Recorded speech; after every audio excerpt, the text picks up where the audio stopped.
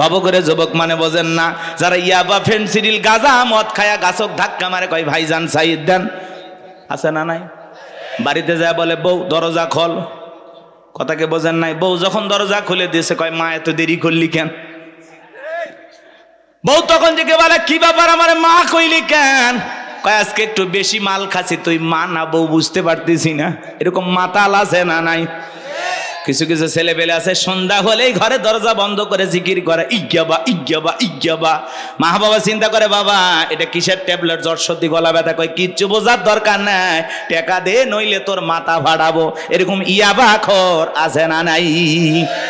যারা ইয়াবা খায়, ফেন্সিডিল খায়, গাঁজা মদ খায়, যুবক রে সমাজের মানুষ তাদেরকে নেশাখোর বলে, টোকায় বলে। যারা নেশা করে তাদেরকে মানুষ ভালো চোখে দেখে না, সে ভালো সন্তান হতে পারে না, ভালো স্বামী হতে পারে না, ভালো বাবা হতে পারে না। নিঃস্ব করে সে সবাইকে, কথা বলেন। এই নেশাখোরেরা তার পরিবারকে নিঃস্ব করে। এই জন্য হাতে পায়ে অনুরোধ করে বলে যায় যুবক, নেশাদ্রব্য পান করা যাবে না, মাদক সেবন করা যাবে না। যে মুখে মা সেই মুখে মাদক তোলা যাবে না, মাদককে না বলুন। কথা বোঝে না, কথা বোঝে না। মাদক সেবন করা যাবে, নেশাদ্রব্য পান করা যাবে। যারা মদ পান করবে এদের জন্য জান্নাত হালাল না হারাম? কোন যুবক যদি ওঠে পেশাব করার অজুহাতে, আর ছবি মোবাইলে তুলে রাখবেন, পারলে ফেসবুকে ছেড়ে দিবেন। কথা কি বুঝতে পারছেন? 1-1.5 ঘন্টা পেশাব আটকাইতে পারেন না, এটা পুরুষ হইল? হ্যাঁ, আর বিয়ে হওয়ার কোনো সম্ভাবনা নাই, মেয়ে বুড়ি বানায় রাখবেন, তাও এরকম অসুস্থ ছেলের সাথে বিয়ে দেবেন না। একটু ধৈর্য নিয়ে বসেন। কিসের পেশাব? রংপুরে ওয়াজ করলাম, এক মুরব্বী চাচা কয় হুজুর ওয়াজ করেন তো, পেশাব লাগলে লঙ্গিত করব। আমি চাচা মেয়ে চাচি তো রাগ করবে, কয় না বাড়িতে যা বলবো হুজুর এমন ওয়াজ ধরা ধরছে, এত সুন্দর আলোচনা, ওঠার কোনো কায়দা ছিল না, জায়গাতে কাম সারছে। তো এরকম নিয়ত করে বসেন, 1-1.5 ঘন্টা আটকায় রাখেন। পেশাব জনিত যত রোগ আছে দোয়া করব আল্লাহ যেন সেই রোগগুলো থেকে আপনাকে মুক্তি দেয়। আর আমারে ছাড়ে যাবেন, দোয়ার বদলে বললাম না আর। হ্যাঁ, একটু ধৈর্য নিয়ে বসেন। রাগ করতেছেন? একটা তাকবীর দেন, লিল্লাহি তাকবীর। তাহলে জবান ছেড়ে সবাই একটু মহাব্বতে আমার সঙ্গে তেলাওয়াত করুন। আউযু বিল্লাহি মিনাশ শাইতানির রাজিম। বিসমিল্লাহির রাহমানির রাহিম। পিতারিত মুর্দার শয়তানের কাছ থেকে আল্লাহ পাকের কাছে আশ্রয় প্রার্থনা চাচ্ছি। পরম করুণাময় দয়ালু আল্লাহ তাআলা নামে শুরু করছি। আমরা যে কোনো কাজ শুরু করব কার নামে? আল্লাহর নামে কাজ শুরু করলে কল্যাণ আছে না নাই? বরকত আছে না নাই? আমার আল্লাহ রাব্বুল আলামিন বলেন, ইন্নাল্লাযীনা ক্বালু রাব্বুনাল্লাহু সুম্মাস্তাকামু তাতানাজ্জালু আলাইহিমুল মালাইকাতু আল্লা তাখাফু ওয়ালা তাহজানু ওয়া আবশিরু বিল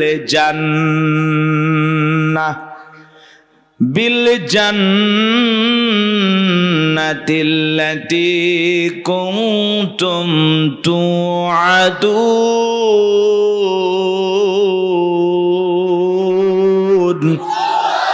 আরেকটু জোরে বলেন আল্লাহু আকবার। যে কোনো আয়াত বা সূরার তাফসীর করতে হলে কোন প্রেক্ষাপটে কোন সময় আল্লাহ তাআলা সেই আয়াতটি বা সূরাটি নাজিল করেছেন, সে নাজিলের প্রেক্ষাপট জানার দরকার আছে না নাই?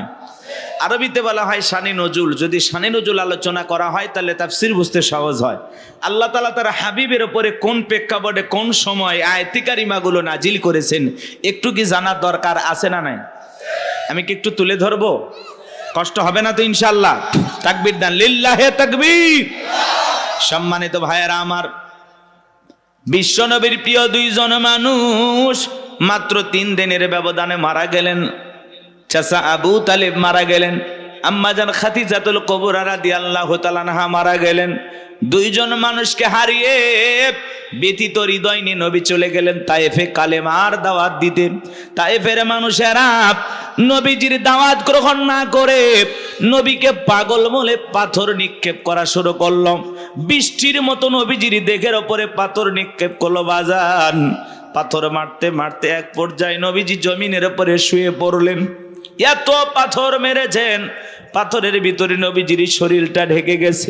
নবীর প্রিয় সাহাবী যায়েদ বিন হারেসা বলেন, আমি অনেক কষ্টে নবীজির দেহ থেকে পাথরগুলো সরায় ফেললাম।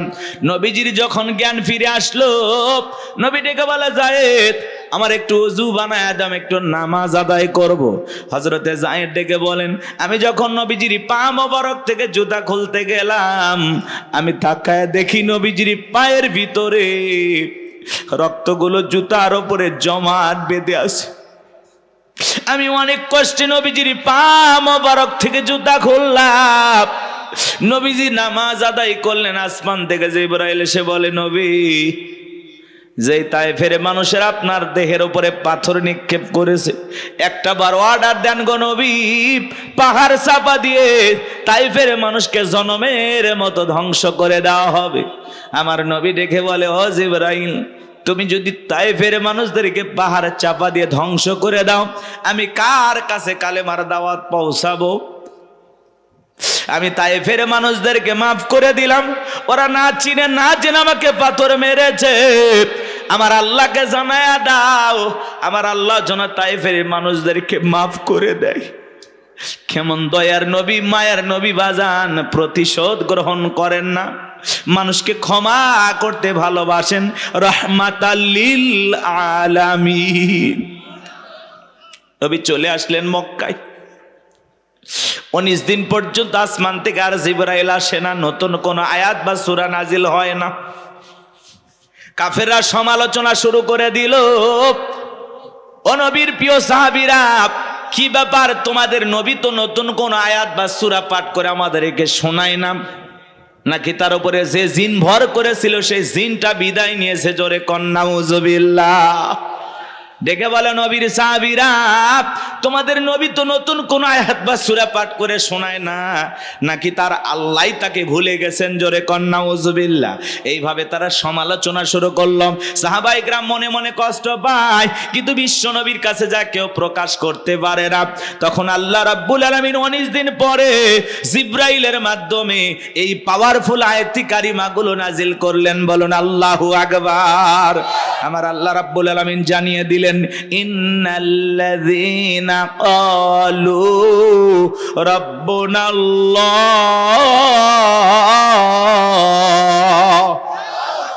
ইন্নাল্লাযীনা ক্বালু রাব্বুনাল্লাহ, নিশ্চয় যারা বলে আমাদের রব আল্লাহ, সুম্মাস্তাকামু, এই কথার উপরে যারা ইস্তিকামাত থাকে, অবিচল অটল থাকে, তাতানাজ্জালু আলাইহিমুল মালাইকা, আসমান থেকে তাদের উপরে আল্লাহর পক্ষ থেকে ফেরেশতা নাজিল হয়। ফেরেশতা নাজিল হয় 3 সময়। ফেরেশতা এসে বলে, আল্লাহ তাখাফু, ভয় পেও না, চিন্তা করো না, ওয়া আবশিরু বিল জান্নাতিল্লাতী কুনতুম তুআদুন,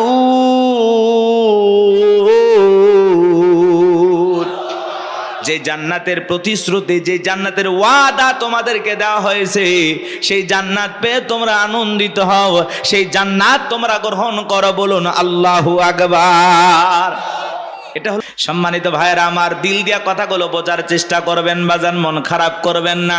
আমি যে কথা বলতে চাই গভীর মনোযোগ দিয়ে শুনে যান। আল্লাহ রাব্বুল আলামিন বলেন, ইন্নাল্লাযীনা ক্বালু রাব্বুনাল্লাহ, নিশ্চয়ই যারা বলে আমাদের রব আল্লাহ, সুম্মাস্তাকামু, এই কথার উপরে যারা ইস্তেকামাত থাকে, অবিচল অটল থাকে, দৃঢ় থাকে, মজবুত থাকে। ও টাঙ্গাইলের কালীহাতির মুসলমানেরা বলেন তো বাজান, রাস্তার 2 ধার দিয়ে গাছ লাগানো থাকে কিনা? থাকে থাকে। যখন আইলা আসে নার্গিস, হুদ, সনি, মিগজাও, মিথিলি, নানান ধরনের ঘূর্ণিঝড় যখন আসে বাজান, ওই সাইক্লোন ঘূর্ণিঝড়ে তুফানে দেখবেন অনেক গাছ ভেঙে রাস্তার উপরে পড়ে থাকে, আবার কিছু গাছ মজবুত ভাবে শিকড় নিয়ে দাঁড়িয়ে থাকে। এর নাম হলো সুম্মাস্তাকামু, ইস্তেকামাত থাকা, দৃঢ় থাকা, মজবুত থাকা। আপনি যখন বলবেন আল্লাহ আমার রব, এই কথার উপরে টিকে থাকতে হলে আপনি যখন বলবেন আমি আল্লাহর গোলাম, রবের রবের গোলাম। এই কথার উপরে টিকে থাকতে গেলে আপনার উপরে মামলা আসবে, হামলা আসবে, নির্যাতন আসবে, জুলুম আসবে। হাজারো নির্যাতন, জেল, জুলুম সহ্য করে, হাজারো বাতিলের চোখ রাঙানি সহ্য করতে হবে। এমনকি হাসতে হাসতে ফাঁসির দড়িতে মুসলমান ইমানদাররা ঝুলবে, রবের গোলামেরা ঝুলবে। তারপরে কোনো জালেম বেঈমানের কাছে মাথা নত করবে না। কথা বলেন ঠিক কিনা? হাজারো নির্যাতন, জুলুম আপনার উপরে আসবে, হাজারো কষ্ট আপনাকে দেওয়া হবে। এরপরেও আপনি বলবেন কি? আমি আল্লাহর গোলাম। এই রবের পথে চলতে গিয়ে এই পথে ইস্তেকামাত থাকতে হবে, দৃঢ় থাকতে হবে, মজবুত থাকতে হবে। বাতিলের হাজারো ঝড় তুফান মোকাবেলা করতে হবে, হাজারো ষড়যন্ত্র মোকাবেলা করতে হবে। সব সহ্য করার মতো শক্তি আপনার আমার থাকতে হবে। বাতিলের কথায় পিছপা হয়ে গেলে, বাতিলের কথায় ঈমান হারা হয়ে গেলে, বলেন তো জান্নাত কি জুটবে? হ্যাঁ, আপনি যদি বলেন আমি ঈমানদার, এই কথার উপরে টিকে থাকতে গেলে আপনার উপরে পরীক্ষা আসবেই। কথা বলেন না কেন? জান্নাত মামুর বাড়ির ডাল না, গেলে এক ডাবু খাইতে দেবে। জান্নাতে যেতে হলে আপনাকে পরীক্ষা দিয়ে উত্তীর্ণ হয়ে জান্নাতে যেতে হবে। এজন্য আল্লাহ রাব্বুল আলামিন বলেন, আহাসিবান নাসু আইয়ুতরাকু আইয়াকুলু আমান্না ওয়া হুম লা ইফতানুন। আল্লাহ বলেন, মানুষেরা কি মনে করেছে ঈমান এনেছে কথা বললেই ছেড়ে দেওয়া হবে, তাদেরকে পরীক্ষা করা হবে না। আপনার আমার পূর্ববর্তী যারা পৃথিবীর জমিনে উম্মত নবী রাসূলের আগমন করেছিলেন, আল্লাহ তাআলা তাদেরকেও পরীক্ষা করে জেনেছেন ঈমানের দাবিতে কারা সত্যবাদী আর কারা মিথ্যাবাদী। আল্লাহ তাআলা আপনাকে আমাকেও পরীক্ষা করে জানবেন আমরাও ঈমানের দাবিতে কারা সত্যবাদী আর কারা মিথ্যাবাদী। কথা বলেন। ঈমান এনেছি কথা বললে আল্লাহ ছেড়ে দেবে না। আল্লাহ পরকাল বিশ্বাস করি কথা বললেই ছেড়ে দেবে না। আপনাকে আল্লাহ তাআলা পরীক্ষা করে দেখবেন। কি করবেন? তাহলে সুম্মাস্তাকামু, এই কথার উপরে যারা ইস্তেকামাত থাকবে, অবিচল অটল থাকবে, আপনার হাত কাটতে পারে, পা কাটতে পারে, শুলিতে চড়াতে পারে, ফাঁসির দড়িতে ঝোলাইতে পারে, রিমান্ডে নিতে পারে, হাজারো নির্যাতন জুলুম করতে পারে। কথা বলেন। সবকিছু সবার মতো সহ্য করার মতো শক্তি আপনার থাকতে হবে। আর আপনি এমন ইমানদার, যদি দেখেন সামনে মিছিল ধরে নিয়ে যাচ্ছে, কয় আজকে মিছিলে যাওয়ার দরকার নাই। আপনি এমন ইমানদার, বলে দাড়ি টুপি দেখলেই ধরতেছে, সেলুনেতে সে কয় আপাতত দাড়ি কেটে দিয়ে অবস্থা খারাপ, পরে দাড়ি রাখা যাবে। এই ইমান নিয়ে যান না, এই ইমান নিয়ে যে অবস্থার বেগতি দেখলে টুপি বাদ, দাড়ি বাদ, আছে না? কি বলেন? এরকম নিয়ম যদি হয়, ধরেন একটা জালেম শাসক আসলো, নিয়ম করে দিল বাংলাদেশে দাড়ি টুপি দেখলেই ধরো। কি বলেন? এত টুপি দাড়ি থাকবে? যার কিনা ইমান দুর্বল, বউ কবি জীবন আগে বাঁচাও। কথা কয় না? এই ইমান নিয়ে জান্নাতে যাবে না।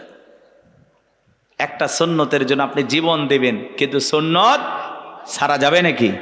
কষ্ট হচ্ছে আপনাদের, মন খারাপ করতেছেন, একটু আয়াতের গভীর যাই, একটু বুঝতে পারবেন। আমার আল্লাহ রাব্বুল আলামিন বলেন, ইন্নাল্লাযীনা ক্বালু রাব্বুনাল্লাহ, নিশ্চয়ই যারা বলে আমাদের রব আল্লাহ। ও টাঙ্গাইলের মুসলমানেরা, ডান হাতটা তুলে শাহাদত আঙ্গুলে দ্বারা ইশারা করে আসমানের দিকে তাকায়া বলেন তো আমাদের রব কি? আর একটু জোরে ডাক দেন কে? ভালোবেসে ডাক দেন আল্লাহ। আর একটু জোরে বলেন আল্লাহ। আরো একবার বলেন আল্লাহ। হাত নামান বাজান। এই যে আল্লাহ আল্লাহ বলে ডাক দিলাম, আমাদের আল্লাহ খুশি না বেজার? জবান দিয়ে কথাগুলো বোঝার এবং শোনার চেষ্টা করবেন বাজান। রুহের জগতে আল্লাহ রাব্বুল আলামিন আপনাকে আমাকে প্রশ্ন করে বলেছিলেন, আলাস্তু বিরাব্বিকুম, আমি কি তোমাদের রব নই? আমরা সেদিন সবাই জবাব দিয়ে বলেছিলাম ক্বালু বালা, অবশ্যই আপনি আমাদের রব। এই পৃথিবীর জমিনে আসার পরে আল্লাহ রাব্বুল আলামিন সর্বপ্রথম যে ওহী নাজিল করেছেন, ইকরা বিসমি রাব্বিকাল্লাযী খালাক, পরে তোমার রবের নামে যিনি তোমাদেরকে সৃষ্টি করেছেন। এই আয়াতের ভিতরে রব শব্দ আছে না নাই? এ রবের জ্ঞান শিক্ষা দেওয়া হয় কোথায়? মসজিদ, মাদ্রাসা নাকি স্কুল কলেজে? জোরে বলেন। হ্যাঁ, মাদ্রাসায়। আর স্কুলের দিকে তাকায় দেখেন বাজান, কত ছাত্র পড়াশোনা করে, আহারে ব্যাগটা পেছনে ঝুলানো আছে, রাস্তার মধ্যে পেশাব করতে আছে, লিখতেছে। জিজ্ঞাসা করলাম, বাবা তোমাদের প্রাইমারি পেশাবখানায় কি আদব কায়দা শেখানো হয় না? তোমাদের স্যারেরা কি একটু আদব কায়দা শিখায় না? দাঁড়ায় কেন পেশাব করতেছো, বৈশা পেশাব করতে পারো না? কয় হুজুর সে কথা বলবেন না, প্রাইমারি পেশাবখানায় যা দেখতেছি সারি তাই দাঁড়িয়ে থেকে পেশাব করে, যেমন দেখতেছে তেমন শিখতেছে। কথা বলেন ঠিক কি না? কত ছাত্র দেখবেন কলেজে পড়াশোনা করে, ইউনিভার্সিটিতে পড়াশোনা করে, পালসার গাড়ি না ঘোরাফেরা করতেছে, রাস্তার মধ্যে হুন্টাটা ব্রেক করে সেন্টার টান দিয়া কুকুরের মতো দাঁড়িয়ে থেকে পেশাব করে, বসেও না। এরকম অভদ্র মুসলমান আছে না নাই? শুধু পায়ের পার্থক্য, কুকুরের স্বভাব ঢুকে গেছে, কুকুরের পা চারটা আর পা দুইটা। কথা বলেন, আপনি মুসলমান দাবি করেন, 25, 30, 40 বছর বয়স হয়ে গেছে, পেশাব করেন দাঁড়াইয়া, লজ্জা শরম নাই আপনার? আবার পেশাব করে ওই জায়গায় রেখে দেয়, পানিও নেয় না, টিস্যু নেয় না, টপ টপ করে প্যান্টটা ভিজে যায়, কিছুক্ষণ পরে সুগন্ধি বের হয় নাকি? আহা, কপাল ফোরা মুসলমান। হাদিস শরীফের ভিতরে আসছে, পেশাব থেকে পবিত্রতা অর্জন না করার কারণে অনেক মানুষকে শুধু একটা কারণে কবরের আযাব শাস্তি ভোগ করা লাগবে। শুধু কবরে আযাব হবে কি কারণে? পেশাব থেকে পবিত্রতা অর্জন না করার কারণে। তাহলে চিন্তা করেন এটা কত বড় মারাত্মক গুনাহের কাজ। আল্লাহ আমাদের হেদায়েত দান করেন। বলেন তো বাজান, একটু পেশাব করে টিস্যু নেওয়ার দরকার আছে না নাই? ঢেলে কুলুপ ব্যবহার করার দরকার আছে না নাই? খালি ওয়াজ শুনলে হবে না, আমল করা লাগবে। এক বেচারা আমল করার নিয়ত করছে, বাড়িতে যাওয়ার পথে হঠাৎ করে পেশাব করতেছে আর চিন্তা করতেছে, হুজুর বলছে পানি নাও, টিস্যু নাও, নাহলে মাটি নাও, কিছু না হলে রাস্তার বালুতে হলে ঠেকা কাজ পারি দেওয়া লাগবে। ও চিন্তা করলো মাটি বালু কিচ্ছু নাই, কি করা যায়? পেশাব করতে করতে হুজুরের কথা মনে হয়েছে, আমলের নিয়তে রাস্তার বালু যা ছিল জড়াইয়া জায়গা মতো দিয়েছে, কিছু ছিল লাল পিঁপড়ে, ইঞ্জেকশন দেওয়া শুরু করছে। তখন বলতেছে, এই জন্য তো আমি হুজুরদের ওয়াজ ভালো লাগে না, সহ্য করি না, এই জন্য তাদের কথা আমল করি না। দোষকে হুজুরের নাকি আর আমলের? কথা বলেন না কেন? এরকম লোক আছে না নাই? আমার ভাইরা গভীর মনোযোগ দিয়ে কথাগুলো শুনবেন বাজান। ছোট্ট বাচ্চা মাদ্রাসায় পরে কি সুন্দর ওজুর পানি আগায়া দিল, দেখলেন না? কি সুন্দর টিস্যুটা আগায়া দেয়, ছোট্ট বাচ্চা কি সুন্দর বৈশা বৈশা পেশাব করে, দাঁড়াইয়া পেশাব করে না। ওই ছোট্ট মানুষ 7-8 বছর বয়স বাড়িতে যা মাকে সালাম দেয়, বাবাকে সালাম দেয়, পাড়া প্রতিবেশী দেখলে সালাম দেয়, কি সুন্দর তাদের ব্যবহারে চলাফেরা দেখে মায়া লাগে। সন্তানকে যদি মানুষের মতো মানুষ বানাইতে চান, মাদ্রাসায় পড়ানো ছাড়া বিকল্প কোনো রাস্তা খোলা নাই। কথা বলেন ঠিক কিনা? সন্তানকে যদি আদবওয়ালা, আখলাকওয়ালা, চরিত্রবান বানাইতে চান, সর্বপ্রথম কোরআন হাদিসের জ্ঞান শিক্ষা দেন। কোরআন হাদিসের জ্ঞান দিয়ে অন্তরটা আলোকিত করেন, এরপরে ডাক্তার বানান, ইঞ্জিনিয়ার বানান, পৃথিবীর যেই সেক্টরে যাবে সেই জায়গাটাকে আলোকিত করবে। কথা বলে ঠিক কিনা? এজন্য সন্তানকে সর্বপ্রথম কথাই দেবেন, এরপরে যেখানে ইচ্ছা সেখানে পড়াবেন ইনশাআল্লাহ। আমরা বলতেছি না আপনার সন্তানকে একেবারে হাফেজ, মুফতি, মুহাদ্দিস বানানো লাগবে, এমনটা না।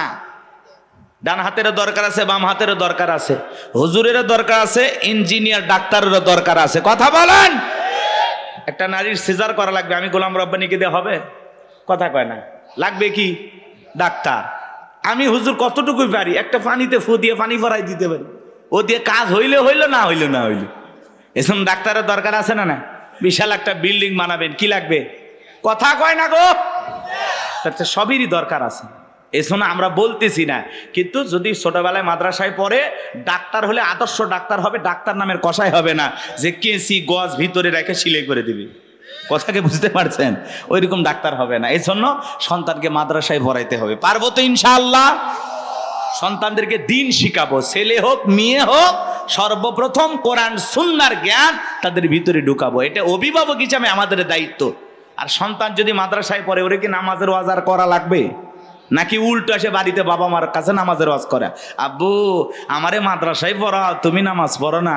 আব্বু নামাজ পড়ো, আমি হাফিজ হইলে আলেম হলবে, আলেম হইলে মানুষ বলবে দেখো ছেলে হাফেজ আলেম, বাবা নামাজ পড়ে না। এরকম বলে কিনা বলেন তো? আহা, কি মায়া লাগে। মারা এসে কয়, মা টিভি দেখা যাবে না, হুজুর বলছে নামাজ পড়তে হবে। মায়ের সিরিয়ালের সামনে বসে সিরিয়াল দেখে, সন্তানের 2 দিনের কথা শুনে মা বলে টিভি বের করে দাও তো। ছোট্ট বাচ্চা মাদ্রাসায় বসে আমারে শাসন করে। হ্যাঁ, কথা বলে। আপনার ঘরটা মানে আলোকিত হয়ে যায়, সুন্দর হয়ে যায়। ওই যে বিশ্ববিজয় একজন হাফেজ তো কি তার মারা গেল অল্প বয়সে, বাবা জানাজায় দাঁড়ায় বলতেছে আমার ছেলে, দেখলাম নিঃশ্বাসটা ত্যাগ করতেছে, তখনও কোরআন তেলাওয়াত করতেছে, সুবহানাল্লাহ। বলে আমি আমার বাবা আমার ছেলে যে কাফনে মোড়ানো, আমি আফসোস করতেছি না তো, আল্লাহ যে কয়দিন হাত দিছে নিয়ে গেছে, আমি আফসোস করব কেন? আমার ছেলে তো ঘুমাইছে, আমি আফসোস করি নাই। দেখেন বাবার কতটা ধৈর্য, কারণ একটা হাফেজ সন্তান, বিশ্ববিজয়ী হাফেজ ছিল। কথা কি বলছেন? পিএসপি কোরআনের আলোর চ্যাম্পিয়ন ছিল, মাশাআল্লাহ বলেন। এমন একটা সন্তান আমাদের দরকার, আমাদের দরকার বিশ্ব চ্যাম্পিয়ন হওয়া হাফেজ আলেম। কথা বলেন, কথা বলেন। ক্রিকেটার নায়ক ফুটবল বানায় লাভ নাই, সুপারস্টার গায়ক বানায় লাভ নাই, সন্তানকে বানাইতে হবে কোরআনের পাখি। কথা বলেন, পারবো তো ইনশাআল্লাহ? আল্লাহ কবুল করেন না? একটু জোরে বলেন আমিন। আল্লাহ যেন কবুল করেন, জোরে বলেন আমিন। সম্মানিত ভাইয়েরা আমার, দিল দিয়ে কথাগুলো বুঝবেন বাজান, সামনে গেলে মজা পাবেন, একটু কষ্ট মনের মধ্যে নেবেন না। আল্লাহ রাব্বুল আলামিন বলেন ইকরা বিসমি রাব্বিকাল্লাযী খলাক, পড়ো তোমার রবের নামে যিনি তোমাদেরকে সৃষ্টি করেছেন। আয়াতের ভিতরে রব শব্দ আছে না নাই? পবিত্র কুরআনুল কারীমের 1 নাম্বার সূরা সূরাতুল ফাতিহার 1 নাম্বার আয়াত। জবান ছেড়ে সবাই আমার সঙ্গে তেলাওয়াত করুন, আলহামদুলিল্লাহি রাব্বিল আলামিন। সমস্ত প্রশংসা, যাবতীয় প্রশংসার একমাত্র মালিক তিনি, সৃষ্টিকুলের রব, আমাদের প্রতিপালক আল্লাহ যিনি। আপনি আমি যখন রুকুতে চলে গেলাম, কি তাসবিহ পাঠ করলাম? সুবহান রাব্বিয়াল আযীম, সুবহান রাব্বিয়াল আযীম। রব শব্দ আছে না নাই? এরপরে রুকু হতে দাঁড়ানোর সময় কি বলি? সামি আল্লাহু লিমান হামিদা, রব্বানা লাকাল হামদ। রব শব্দ আছে না নাই? এরপরে যখন সেজদায় মাথাটা নত করি, কি তাসবিহ পাঠ করি? সুবহান রাব্বিয়াল আ'লা, সুবহান রাব্বিয়াল আ'লা। অনেকে দেখবেন খালি ফিসফিস করে, সুবহান সুবহান সুবহান সুবহান সুবহানাল্লাহ কয় না, সবিনের তেল কয়, আল্লাহ ভালো জানে। স্পষ্ট বোঝা যায়, খালি সুবহান সুবহান সুবহান সুবহান। স্পষ্ট বলতে হবে আপনাকে, সুবহান রাব্বিয়াল আ'লা, সুবহান রাব্বিয়াল আ'লা। এরপরে যখন বাজান সালাম ফিরানোর পরে হাত তুলে মুনাজাত করি, আল্লাহর কাছে কি দোয়া করি? রব্বানা আতিনা ফিদ দুনিয়া হাসানাতাও ওয়া ফিল আখিরাতি হাসানাতাও ওয়া কিনা আযাবান নার।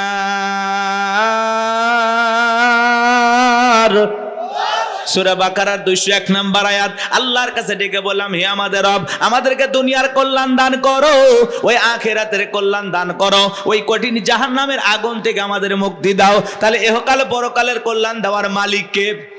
জাহান্নামের আগুন থেকে বাঁচানোর মালিক কে?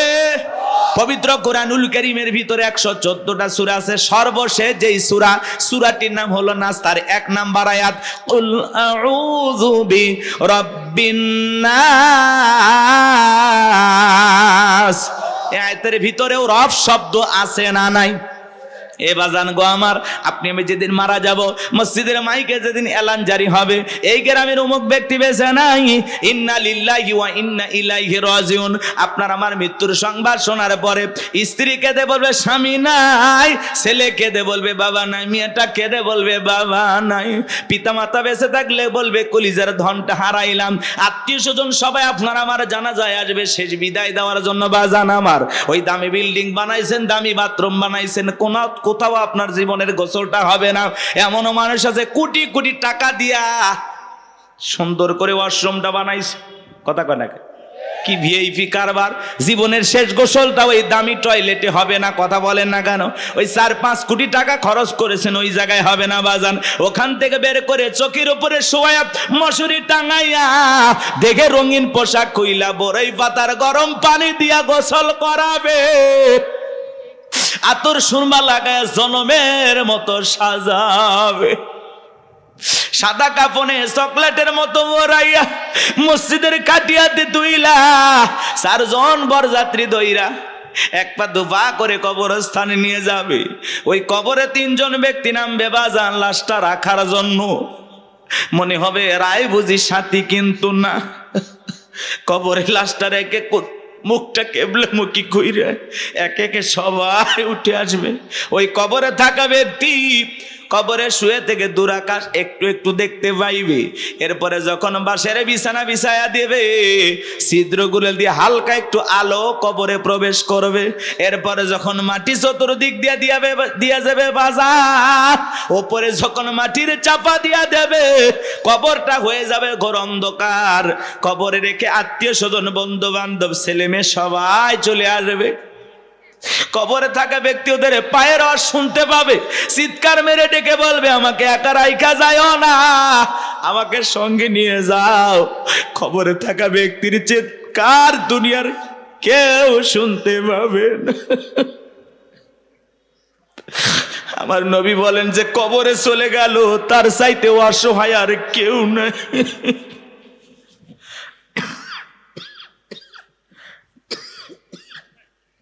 আমার নবীজি বলেছেন, ক্বালা রাসূলুল্লাহি সাল্লাল্লাহু আলাইহি ওয়াসাল্লাম, ইন্নামাল কুবুরু রাওযাতুম মিন রিয়াদিল জান্নাহ আও হুফরাতুম মিন হুফারিন নার। রাওয়াহু তিরমিজি। নবীজি বলেন, যে ব্যক্তির আমল ভালো, মৃত্যুর সঙ্গে সঙ্গে আল্লাহ রাব্বুল আলামিন তার কবরটাকে জান্নাতের বাগান বানিয়ে দেবেন। আর যে ব্যক্তির আমল খারাপ, আও হুফরাতুম মিন হুফারিন নার, তার কবরটা হবে জাহান্নামের আগুনের গর্ত। আমার নবী এক জায়গায় বসা, জিবরাইল এসে বলেন, নবী গো, এই মুহূর্তে একটা আওয়াজ হলো, আপনি কি শুনতে পাইছেন? আমার নবী বলে, হ্যাঁ শুনতে পাইলাম। জিবরাইল বলে, নবী, আজ থেকে ৭০ বছর আগে আল্লাহ রাব্বুল আলামিন জাহান্নামের গর্তের মুখে একটা পাথর ছেড়ে দিয়েছে। এই মাত্র জাহান্নামের তলদেশে গিয়ে পাথরটা পৌঁছাইলো। চিন্তা করেন বাজান, একটা পাথর ছেড়ে দিলে যদি ৭০ বছর সময় লাগে, আল্লাহ না করুক আপনার আমার গুনাহের কারণে, অপরাধের কারণে আসমানের জমিনের মালিক আল্লাহ যদি বেজার হইয়া একবার জাহান্নামের আগুনের গর্তে ফেলে দেয়, আপনার আমার বাঁচার কিন্তু কোনো উপায় নাই। যেই জাহান্নামের আগুন দুনিয়ার আগুনের চাইতে ৭০ গুণ বেশি পাওয়ার, একবার যদি কারো দেখে জাহান্নামের আগুন লেগে যায়, মনে হয় কলিজাটা পুড়ে ছাই হয়ে যাবে। এ বাজার, নবীর প্রিয় সাহাবী হযরত ওসমান কবর দেখে অঝরে চোখের পানি ছেড়ে দিয়ে কান্না করতেন। সাহাবায়ে ইকরাম ডেকে বলে, ভাই আপনি কবর দেখে কেন অঝরে কান্না করেন, কি হয়েছে আপনারা বলেন? হযরত ওসমান ডেকে বলেন, প্রত্যেকটা মানুষের প্রথম মঞ্জিল, প্রথম ঘাঁটি, প্রথম স্টেশন হলো এই কবর। এই কবরের ভিতরে 3টা প্রশ্ন করা হবে। যে সঠিক উত্তর দিতে পারবে তার মিজান ফুলসিরাতে কোনো টেনশন নাই, কিন্তু যে উত্তর দিতে পারবে না তার কিন্তু বাঁচার কোনো উপায় নাই। জান্নাতের সার্টিফিকেট প্রাপ্ত সাহাবী কবরে দেখে কান্না করে। ভালো করে বুঝবেন, দুনিয়ার থাকতে জান্নাতের কি পাইছে? কথা বলেন ভাই, কথা বলেন। সেই মানুষ কবর দেখলে অঝরে কান্না করেন। মাঝে মাঝে হযরত ওসমান এত কান্না করতেন, কবরস্থানের পাশে তিনি অজ্ঞান হয়ে পড়ে থাকতেন, জ্ঞান হারিয়ে ফেলতেন। আর আমরা সকালে কবর দেয়, বিকেলে যা তাস খেলে, জুয়া খেলে। সকালে কবর দেয়, বিকেল বেলা যায় মা বোনেরা খেয়ার কুড়াই, মানে ওই যে লাকড়ি কুড়াই আছে না, পাতা ঝাড় দেয়, পাতা ঝাড় দেয়, কঞ্চি টঞ্চি থাকে না, ওগুলো ঝাড় দিয়ে পরিষ্কার করে নিয়ে আসে। ভয় নাই। আগে নতুন কবর দেখলে মানুষ 2-1 দিন ভয় পাইতো। কথা বলে না, আগের মানুষের কথা বলতেছি। আর এখন কবরস্থান দেখেও কোনো ভয় নাই, কবরস্থানে গিয়ে হাসাহাসি করে। আহা, মানুষ মানুষ আর মানুষ নাই তো। মানুষ মরে গেছে, সেই মানুষের সাথেও জুলুম করে, আছে না নাই ভাই? চিন্তা করেন, একটা বার চিন্তা করেন, একটা মিনিট চিন্তা করেন, আপনি মারা গেছেন, কি হবে আপনার? কিভাবে আপনাকে বিদায় দেওয়া হচ্ছে? একটু চিন্তা করে দেখেন, কার জন্য কি করতেছেন, দুনিয়ার মায়ায় পড়ে কি না করতেছেন। সব ফেলায় যেতে হবে। ওই কবর কিন্তু জায়গা ভালো না, সবাইকে যাওয়া লাগবে। কবর কঠিন জায়গা। যার আমল ভালো, কবর তার সাথে ভালো আচরণ করবে। যার আমল খারাপ, এ যুবক, দুনিয়াতে গান বাজাইছো না, বক্স নিয়ে এসে ডিক ডিক আওয়াজ দিয়া, কবরে যাও। দুনিয়ার মাটি যেরকম গান বাজনার আওয়াজে কাঁপাইছো, এই কবর একদিন তোরে কোলে নিয়ে কাঁপাবে। কথা বলেন ঠিক কিনা? কি হবে সেদিন তোমার? কবর কিন্তু জায়গা ভালো না, কবর বড় কঠিন জায়গা। কথা বলেন না কেন? 6 দিন পরে নখ খসে যাবে, 9 দিন পরে চুল। কবর গায়ের সামান নিতে কইর না কেউ ভুল। কবর জায়গা ভালো নয়, কবর জায়গা ভালো নয়, কবর জায়গা ভালো নয়। আমল দিয়ে কবর গৃহ। মুসলমান জবাই করে, কথা বলে না কেন ভাই? 17 দিনে পেট ফেটে শেষ, পোকার খাদ্য হবে। 7 দিন পরে গোস্ত থাকবে না, কঙ্কাল পরে রবে। চিন্তা করেন, ইস, এই সুন্দর দেহ, কত রং বেরঙের সাবান শ্যাম্পু, কত কিছু ব্যবহার করলাম, কত মেডিসিন, কত তেল। কবরে গেলে দেহের গোস্তগুলো খসে পড়বে, পেটটা ফুলে ফেটে যাবে, পোকাগুলো খিলবিল করে নাক মুখ দিয়ে ঢুকে যাবে, চুলের সৌন্দর্য শেষ হয়ে যাবে, একদিন মাটি হয়ে যাবে সবকিছু। কি নির্মম পরিস্থিতি আমার সামনে, কি কষ্টের দিন আমার সামনে। আর আমি সেই দিনগুলোর ব্যাপারে বেখেয়াল, দুনিয়া পাইছি, পাগল হয়ে গেছি। কথা বলেন না কেন ভাই? কত মানুষের কবর ভেঙে যায়, লাশটার দুর্গন্ধ, নাকে কাপড় দেওয়া লাগে। চিন্তা করেন আপনার আবার কি হবে, কি হবে? 17 দিনে পেট ফেটে শেষ, পোকার খাদ্য হবে। 60 দিন পরে গোস্ত থাকবে না, কঙ্কাল পরে রবে। 90 দিনে হাড়গুলি সব, 90 দিনে হাড়গুলি সব আলাদা হয়ে রয়। কবর জায়গা ভালো নয়, কবর জায়গা ভালো নয়, কবর জায়গা ভালো নয়। আমল দিয়ে কবর গৃহ সাজায়া নিতে হয়। ওই কবরের ভিতরে 3টা প্রশ্ন করা হবে বাজান। 1 নাম্বার প্রশ্ন করা হবে, মার রব্বুকা, তোমার রব কে? জীবনের পরতে পরতে সব জায়গায় রব, রুহের জগৎ থেকে শুরু করে জীবনের সব জায়গায় রব রব রব। আমরা যেন রবকে ভুলে না যাই। ওই কবরের ভিতরে 1 নাম্বার প্রশ্ন করা হবে, মার রব্বুকা, তোমার রবকে? যারা দুনিয়াতে রবের সাথে সম্পর্ক ভালো ছিল, যারা রবের গোলামি করেছে, রবের বিধান মোতাবেক চলেছে, যাদের রবের সাথে সম্পর্কটা গভীর ছিল, তাদেরকে যখন প্রশ্ন করা হবে মার রব্বুকা, আল্লাহর সে নেককার মুমিন মুত্তাকি বান্দা জবাব দিয়ে বলবে, রব্বি আল্লাহ, রব্বি আল্লাহ, আমার রব আমার আল্লাহ। কিন্তু যারা এই দুনিয়ার জমিনে নাফরমানি করেছে, যারা বলে খাও দাও ফুর্তি করো, দুনিয়াটা মস্ত বড়, শয়তানের ওয়াসওয়াসায় পড়ে যারা মিসগাইড হয়েছে, ভুল পথে পরিচালিত হয়েছে, এই দুনিয়ার জমিনে যারা শয়তানের গোলামি করেছে, তাদেরকে যখন প্রশ্ন করা হবে মার রব্বুকা, তোমার রবকে, আল্লাহর সেই সমস্ত বদকার, আল্লাহর সেই সমস্ত অবাধ্য গোলামেরা জবাব দিতে পারবে না, ফেল ফেল করে তাকায় থাকবে। নেককাররা জবাব দেবে, আর বদকার গুনাহগাররা জবাব দিতে পারবে না, ফেল ফেল করে তাকায় থাকবে। ওরা বলবে কি কয়, হায় আফসোস, কি কয় আমি তো বুঝি না। মার রব্বুকা, জিজ্ঞাসা করবে তোমার রবকে। আরে ভাই, জীবনে কোনোদিন অফিসে গেলেন না, বসকে চিনবেন কি করে? কথা কয় না। এই যে দুনিয়াতে যারা আল্লাহর গোলামি করতেছে, কি মনে করেন 5 ওয়াক্ত নামাজ পড়ে লোকটা ঠইকে গেছে? না, কোরআন সুন্নাহ দিয়ে জীবন সাজায় লোকটা ঠইকে গেছে? না, ঠকে নাই। এই যে আমরা দুনিয়াতে আল্লাহর গোলামি করতেছি, এই গোলামির বেতন হিসাবে আল্লাহ আমাদেরকে দেবেন জান্নাত। সুবহানাল্লাহ কোন। এই গোলামির বেতন হিসাবে আমরা পাবো জান্নাত, আর বোনাস হলো দিদারে ইলাহি, আল্লাহ পাকের সাথে জান্নাতীদের সাক্ষাৎ। সুবহানাল্লাহ কোন। বেতনও আছে, বোনাসও আছে, কিন্তু দুনিয়াতে গোলামি করে কবরে যাওয়া লাগবে। আপনি 1 ওয়াক্ত নামাজ পড়েন না, রবের সাথে সম্পর্ক নাই, কেমনে জান্নাতে যাবেন? কথা কয় না ভাই? আপনি তো আল্লাহর অফিসই চেনেন না। আল্লাহর অফিস কোথায় চেনেন? কথা কয় না, কথা কয় না। রাগ করতেছেন নাকি? এগুলো বললে অনেকে খারাপ লাগে। এক জায়গায় ওয়াজ করলাম, কাছে হুজুর মৃত্যুর ওয়াজ এইভাবে কইরেন না, ভয় লাগে। আছে না এরকম লোক? কয় হুজুর আমার প্রচুর মৃত্যুর কথা স্মরণ হয়, আমার এত মৃত্যুর কথা ভয় লাগে, মাঝে মাঝে তো আমি মসজিদে মৃত্যুর ভয়ে ঢুকি না।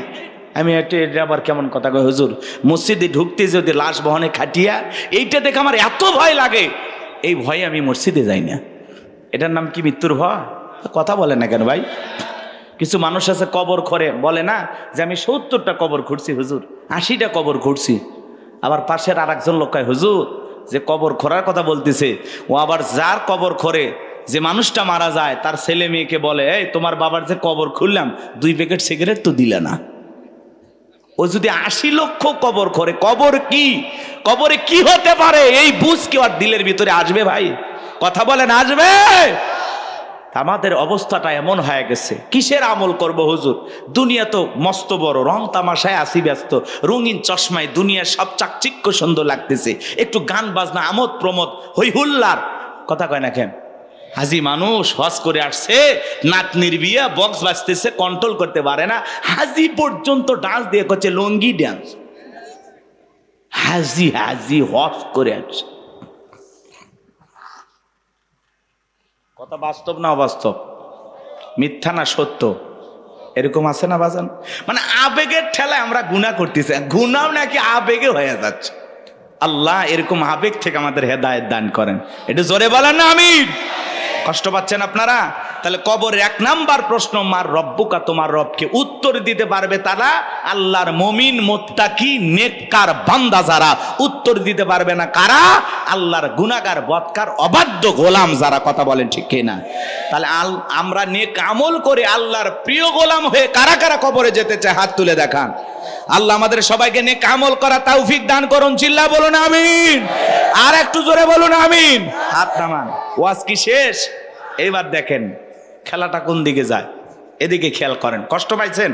এই যে হেদায়েতের উদ্দেশ্যে 2-4 মিনিট কথা বললাম, এইবার চলেন।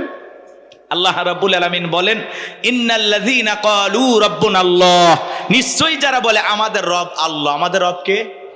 জোরে কর না ভাই, একটু চিল্লায় বলেন আল্লাহ। এই পৃথিবীর জমিন আল্লাহ যখন কাউকে জিরো থেকে হিরো বানায়, চাওয়ালা থেকে প্রধান